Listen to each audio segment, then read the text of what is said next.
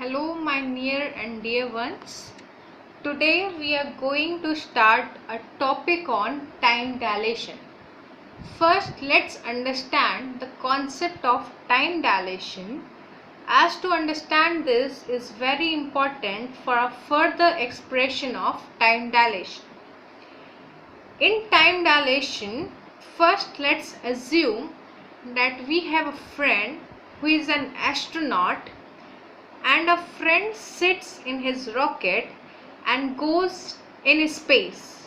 Okay, now after living for some time in space, he returns to earth. The clock that is kept in his rocket shows duration of 5 or 7 years. It implies that by the side of astronaut, he returns to earth after 5 or 7 years. But the friend who is waiting on earth, the clock kept on earth shows the time of 10 or 12 years. It means जो person space में गया था और उसके rocket में जो clock रखी थी, उस क्लॉक के हिसाब से एस्ट्रोनॉट अर्थ पे 5 या 6 साल बाद लौट रहा है, लेकिन जो ऑब्जर्वर अर्थ पे था, अर्थ के टाइम के हिसाब से उसका फ्रेंड 10 या 12 साल बाद लौट रहा है. तो ये जो gap आया in between these two times, the gap which comes in between these two times is known as time dilation. इसी gap को हम time dilation बोलते हैं. Mainly time dilation वहाँ होता है जहाँ gravity ज़्यादा होती है अर्थ की. अर्थ की ग्रेविटी तो है ही है, इसलिए अर्थ पे जो ऑब्जर्वर खड़ा था उसके हिसाब से टाइम ज़्यादा हुआ.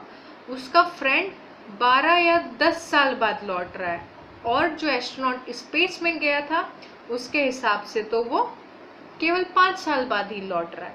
तो इसी चीज़ को हम लोग टाइम डायलेशन बोलेंगे. Okay, got it? So now let's start our expression of time dilation.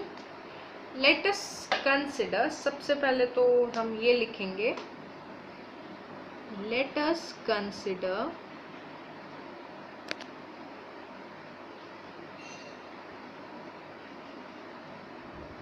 two frame of reference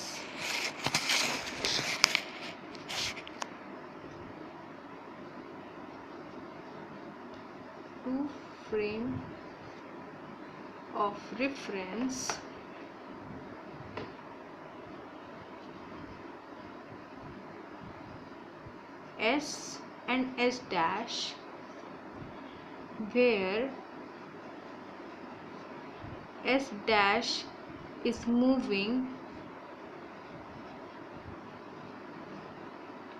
with velocity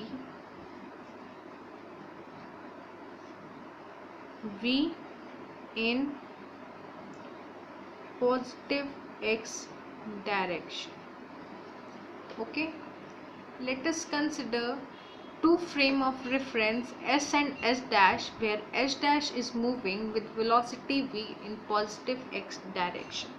ठीक, दो फ्रेम ऑफ रेफरेंस कंसिडर कर लिए, S and S dash frame velocity v के साथ move कर रहा है in positive x direction.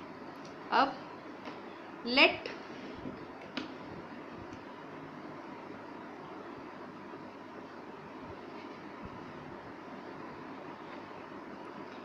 let the time taken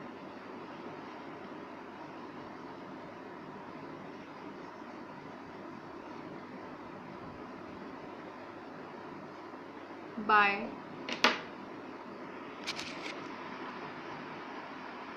two events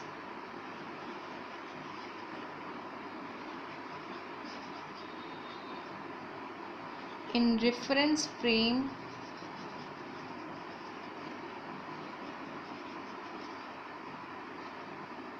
S dash be T1 dash and T2 dash. Okay, assume करते हैं कि रेफरेंस फ्रेम S डैश में कोई इवेंट हो रहा है और उन दोनों इवेंट का टाइम है T1 dash and T2 dash. Okay, then the time interval, so time interval measured by O dash.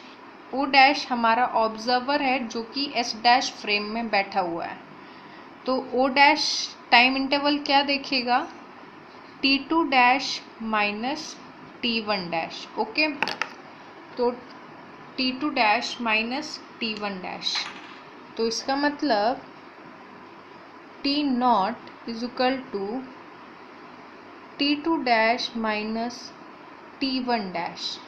ठीक, ये इम्पोर्टेंट है। T not is equal to T2 dash minus T1 dash. अब let the time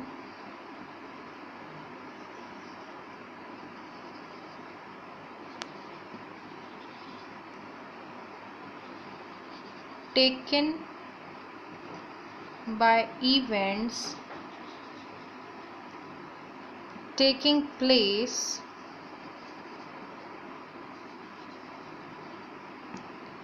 in frame S be T1 and T2। अब reference frame S में भी कोई event हो रहा है और टाइम क्या ले रहे हैं वो लोग, T1 एंड T2। तो ऑब्जर्वर के हिसाब से टाइम क्या होगा, ऑब्जर्वर के हिसाब से टाइम क्या होगा, T2 माइनस T1। ओके, तो हम ऑब्जर्वर को डिनोट करते हैं T नॉट से, ये T not is equal to T2 minus T1, ये दूसरी इक्वेशन आ गई हमारी। ठीक, अब T not reference frame S dash में जो ऑब्जर्वर था उसको हमने रिप्रेजेंट किया T नॉट से, और रेफरेंस फ्रेम S में जो ऑब्जर्वर था उसको हमने रिप्रेजेंट किया, उसके हिसाब से टाइम हो रहा है केवल T। ठीक है, अब T नॉट हमारा प्रॉपर टाइम होता है, तो ये देख लेते हैं प्रॉपर टाइम क्या होता है। T not is our proper time.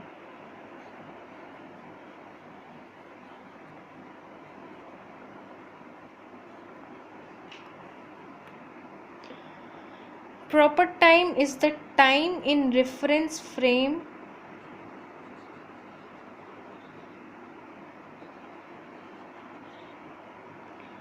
in which clock is at rest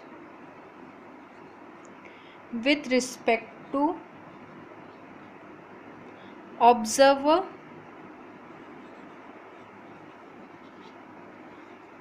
O dash.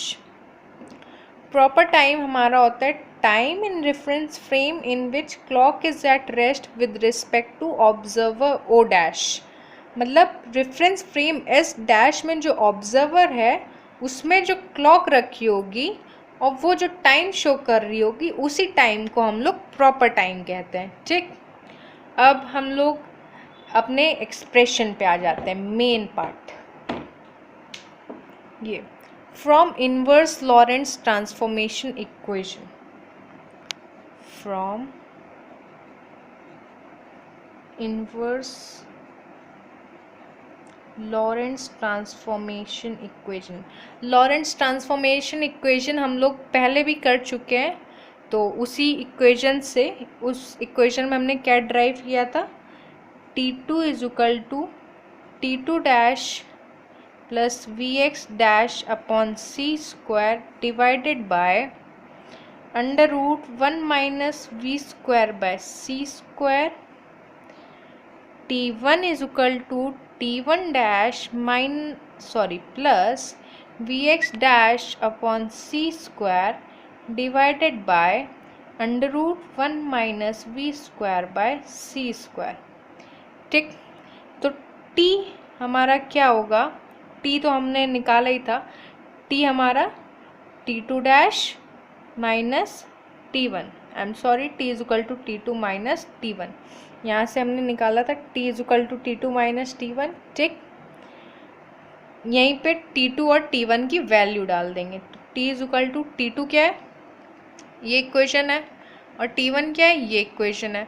जब माइनस करेंगे हमारे पास क्या बचेगा, केवल T2 dash minus T1 dash upon under root 1 minus we square by C square. T2 minus T1, इस value और इस value को माइनस करेंगे, ये और ये कट जाएगा, केवल T2 माइनस T1 अपॉन ये कॉमन में आ जाएगा under root 1 minus we square by C square. Okay, तो T इज इक्वल टू, और T2 dash minus T1 dash क्या था, T नॉट, यहाँ पे निकाला है हमने। T not is equal to T2 dash minus T1 dash, वही चीज़, upon under root 1 minus we square by C square. ये हमारा इक्वेशन आ गया। मतलब T is equal to T not under root 1 minus we square by C square. समझ गए?